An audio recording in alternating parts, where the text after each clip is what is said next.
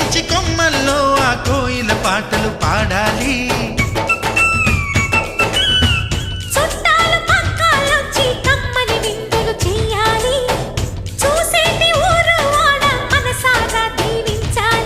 నలుగురు కలిసి చేతులు కలిపి మన కలలన్నీ పండించాలి.